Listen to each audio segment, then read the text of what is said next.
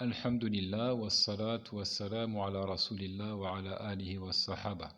Louange à Allah, que les éloges et le salut soient sur Mohammed ainsi que sur sa famille et l'ensemble de ses compagnons.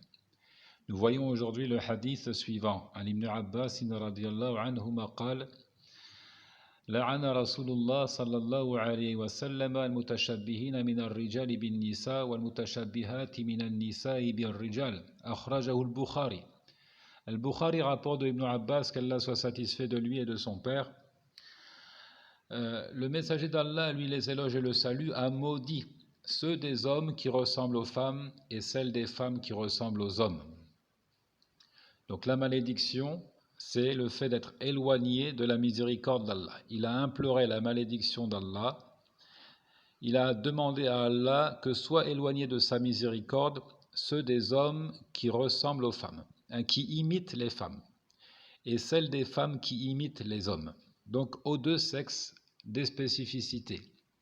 La charia a tout mis en œuvre pour qu'il n'y ait pas de confusion et qu'on distingue clairement les représentants des deux sexes. Donc à travers un certain nombre de prescriptions. Et nous devons entretenir ces spécificités-là.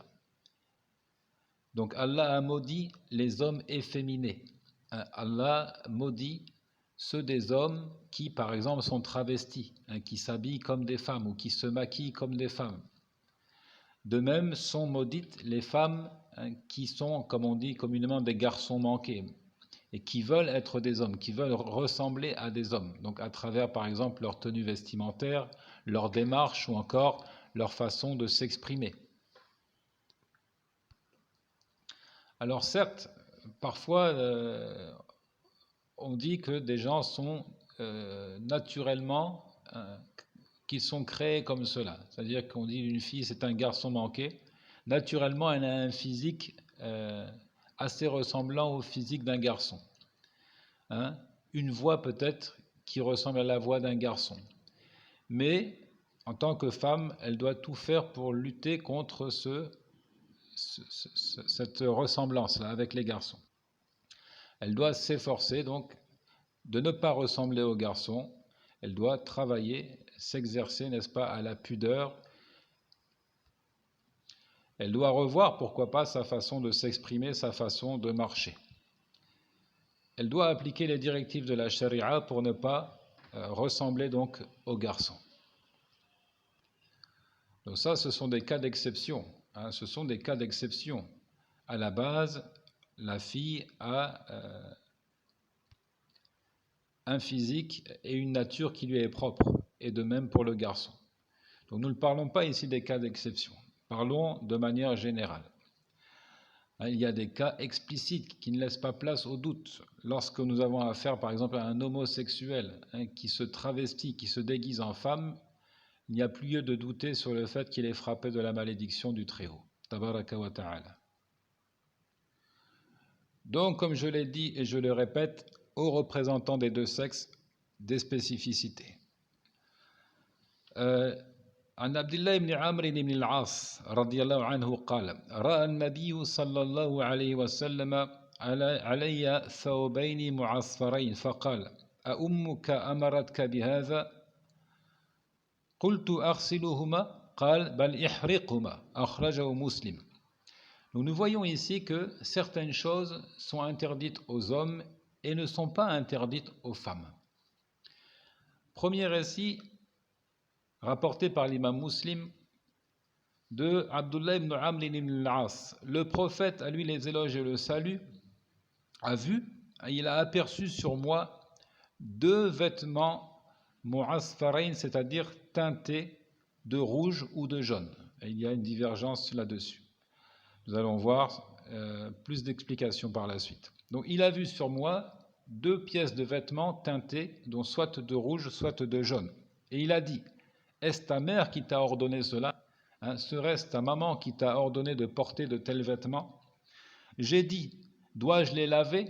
C'est-à-dire dans le but de faire disparaître la couleur, la teinture. Il dit, plutôt brûle-les.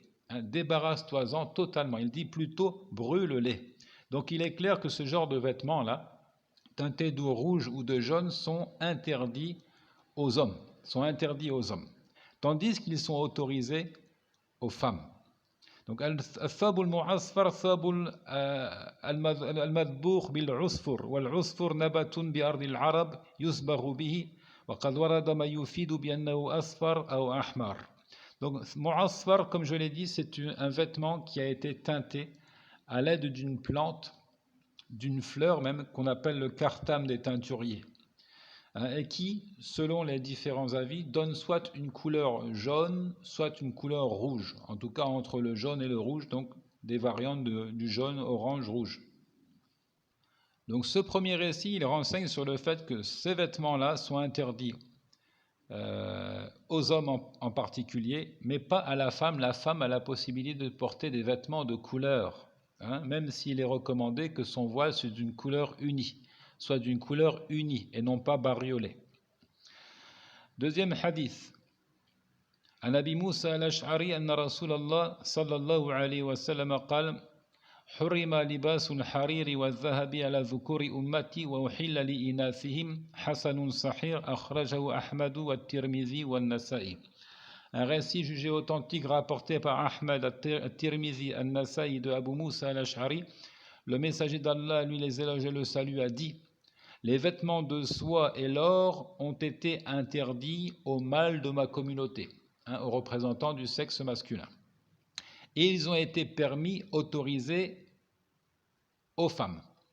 Donc là encore, des choses qui sont permises pour les femmes et qui sont interdites aux hommes, afin, comme je l'ai dit, qu'il n'y ait pas de confusion, pas de ressemblance possible entre les femmes et les hommes. Les hommes n'ont pas le droit de porter des vêtements de soie. Ils n'ont pas le droit de porter des bijoux en or, tandis que cela est permis, autorisé à la femme. Toutefois, il faut le préciser, la femme ne doit pas exposer ses parures lorsqu'elle sort de chez elle. Donc elle a le droit de porter des vêtements de soie, des vêtements colorés, que ce soit même de jaune ou de rouge, teintés. Elle a le droit aussi de porter des bracelets, des boucles d'oreilles, etc. Mais elle ne doit pas le montrer ses parures aux hommes étrangers. Ici, il dit: An Abi Hurayrata radiyallahu anhu anin Nabi sallallahu alayhi wa sallam قال ويل للنساء من الأحمرين الذهب والمعصفر إسناده جيد أخرجه ابن حبان والبيهقي في شعب الإيمان. Donc Al-Bayhaqi dans son ouvrage Shu'ab al-Iman et Ibn Hibban ont transmis avec une chaîne jugée bonne de Abu Hurayra, qu'Allah soit satisfait de lui, que le prophète, à lui les éloges et le salut, a dit: malheur aux femmes en raison des deux choses de couleur rouge, l'or et le vêtement donc teinté grâce à cette plante que j'ai citée plus haut, le cartame des teinturiers. Donc malheur aux femmes en raison de al-ahmarain, les deux choses de couleur rougeâtre, l'or et les vêtements teintés, donc qui donnent donc cette couleur rouge ou encore jaune. Ici, lorsqu'il est dit malheur à elles, c'est-à-dire elles ne doivent pas le faire de telle sorte qu'elles soient vues par des hommes étrangers. Elles peuvent le faire dans l'intimité, dans la maison de leur mari, mais pas au point d'être vues par les hommes. Donc lorsqu'elles sortent, elles portent un voile au-dessus de tout cela pour cacher ses parures. وفي الحديث حث النبي عليه الصلاة والسلام النساء على إخفاء زينتهن عن الرجال إلى جانب مع التخويف والتحذير من عاقبة إظهارها. Donc dans ce récit, il y a, comme je l'ai dit, l'encouragement. Encourager les femmes à cacher leurs parures de sorte qu'elles ne soient pas vues par les hommes étrangers. Et aussi on cherche à faire naître le sentiment de peur et on met en garde contre les conséquences de tels actes.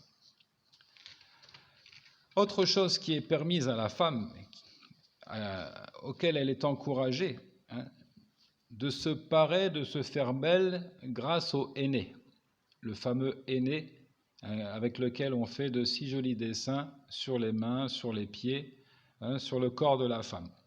عن عائشة رضي الله عنها قالت أومت امرأة من وراء ستر بيدها بكتاب إلى رسول الله صلى الله عليه وسلم فقبض النبي صلى الله عليه وسلم يده فقال ما أدري أيد رجل أم يد امرأة قالت بل امرأة قال وكنت امرأة غيرت أظافرك يعني بالحنة Hassanun akhrajahu Abu Daoud wa Nasa'i wa Ahmad.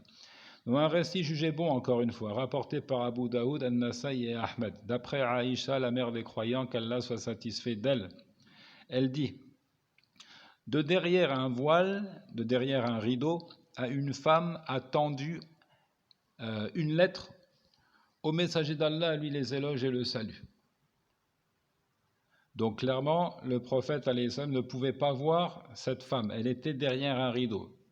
Elle a tendu une lettre de derrière le rideau. Donc il n'a aperçu que la main. Mais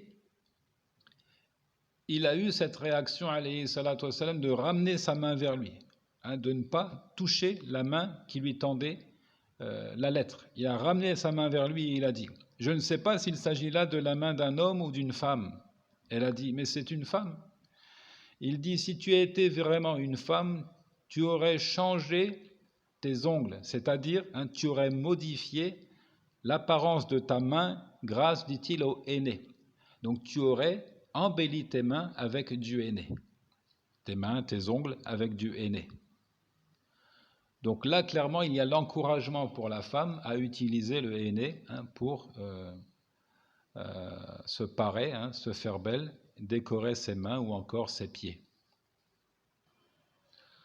Nous retenons de tous ces hadiths les choses suivantes. Il est interdit pour la femme d'imiter les hommes, de même les hommes ont interdiction d'imiter, de ressembler aux femmes. À chacun des représentants des deux sexes des spécificités, des choses qui les distinguent, notamment dans la manière de se vêtir ou encore d'entretenir leur corps. Donc nous avons vu qu'il est interdit pour l'homme de porter des vêtements teintés de kartam, c'est-à-dire qui prennent un ton jaunâtre ou encore rouge. Ces couleurs-là sont interdites aux hommes, tandis que les femmes ont le droit de les porter. Les hommes n'ont pas le droit de porter des bijoux en or. De même, ils n'ont pas le droit de porter des vêtements en soie, tandis que tout cela est permis et autorisé à la femme.